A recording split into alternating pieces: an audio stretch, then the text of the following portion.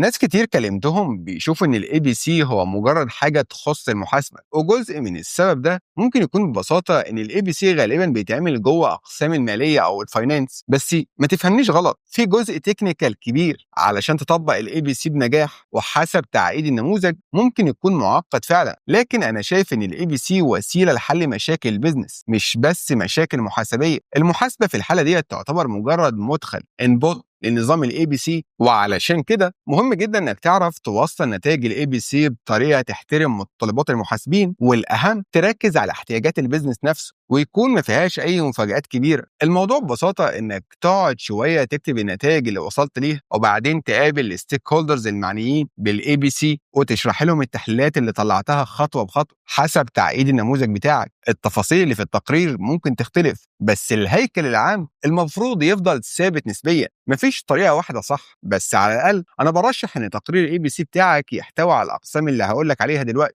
اولا، قسم بيوضح احتياجات البيزنس، يعني مثلا ممكن نكون بندور على فرص لتقليل التكاليف الغير مباشره في اداره حكوميه مسؤوله عن تسجيل وسائل النقل. تاني حاجه، قسم بيشرح الطريقه اللي استخدمناها، وده علشان نلبي احتياجات البيزنس. يعني احنا استخدمنا منهجيه الاي بي سي، وفي الجزء ده ممكن تشرح بسرعه 3 خطوات لتوزيع التكاليف في الاي بي سي، وممكن تستخدم رسم بياني بسيط علشان توضح الصوره. بعد كده قسم بيوضح كل المدخلات اللي استخدمناها، بس خد بالك ما تحطش البيانات الفعليه جوه التقرير، لان ده مش هيساعد اصحاب المصلحه الستيك هولدرز. وصدقني شفت ناس كتيره بيعملوا كده قبل كده. فاللي محتاجينه اصحاب المصلحه او الستيك هولدرز هو ملخص للمعلومات اللي استخدمناها وجات منين. يعني مثلا بخصوص البيانات الماليه، التقرير ممكن ببساطه يوضح معرف فريق اي دي، نوع البيانات، والمصدر اللي جبناها منه. مثلا بافتراض انك اكتشفت ان خط خدمه العربيات عنده نسبه كبيره جدا من التكاليف الغير مباشره، ممكن تكتب حاجه زي كده: بالمقارنه مع التكاليف المباشره، نسبه التكاليف الغير مباشره المرتبطه بخط خدمه العربيات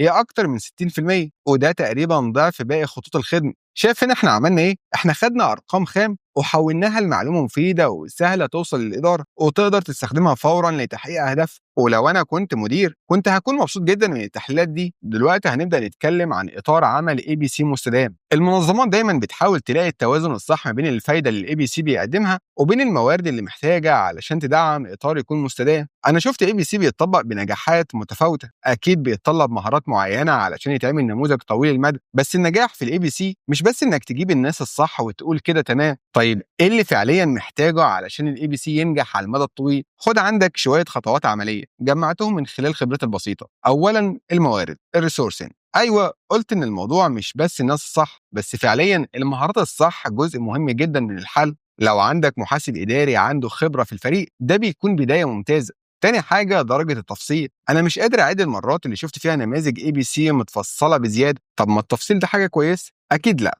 مش لو عملت لك نموذج معقد زياده عن اللزوم وصعب تحافظ عليه. فكر على المدى البعيد. مش هيكون حلو لو تقدر تقارن نتائج السنه ديت بسنه قبلها؟ خلي النموذج بسيط، وكل ما شركتك او مصنعك يبدا يقدر قيمه الاي بي سي تقدر تطوره وتزوده تدريجيا. ثالث حاجه، البيانات المصدريه او مصدر البيانات، السورس داتا. لو بتقعد بالساعات او حتى الايام تظبط البيانات علشان تشتغل على النموذج، تخيل هتحس بايه لما تضطر تعمل نفس ده كل مره هتحدث فيها النموذج. وكمان في خطوره عاليه انك تغلط. انصحك جدا تروح لمالك النظام اللي البيانات جايه منه وتطلب منه يعمل لك تقرير ثابت يطلع تلقائي من نفس المصدر. رابع حاجه، الملكيه والمسؤوليه. لما تستخدم اي بي سي بشكل فعال بيكون قوي جدا، والمفارقه ان في حد ذاته ممكن يكون سبب الناس تبطل تستخدمه. وده ليه؟ لان اوقات الاي بي سي بيكشف حاجه الناس مش عايزه تعرفها اصلا، وساعتها اللي بيحصل غالبا ان هم بيرموا اللوم على فريق الماليه او اي حد شغال على الاي بي سي. فنصيحتي هنا، حاول تدمج الاي بي سي في ثقافه المصنع بتاعك، وخلي المسؤوليه عليه تكون على مستوى اداري عالي مش بس مجرد تقرير مالي اضافي. واخيرا، ادوات النمذجه. في ادوات كتيره جدا ممكن تتعامل مع الاي بي سي بكفاءه، بس لو الاي بي سي حاجه جديده في شركتك او المصنع اللي انت شغال فيه بلاش تغلط وتشتري برنامج غالي وصعب التهيئه من اول يوم.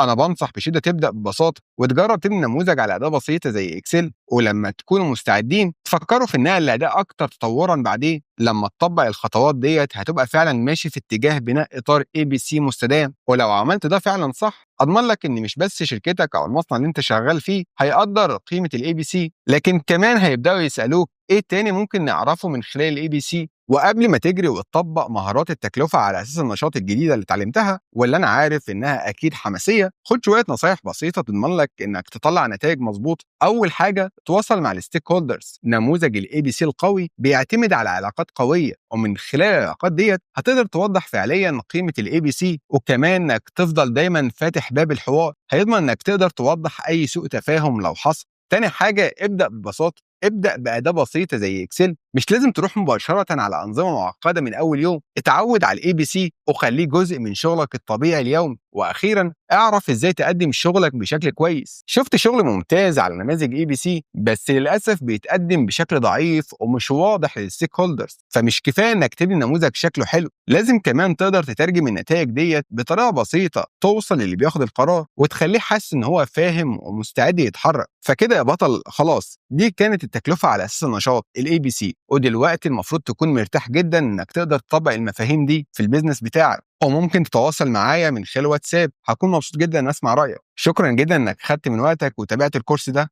ودلوقتي المفروض تكون واثق انك تقدر تبني النموذج بتاعك وتطبقه فعليا داخل المصنع اللي انت شغال فيه، وتوري اصحاب القرار قد ايه الاي بي سي فعلا قوي ومفيد. وبكده انتهينا من الكورس ده. اشوفك في كورس جديد. سلام.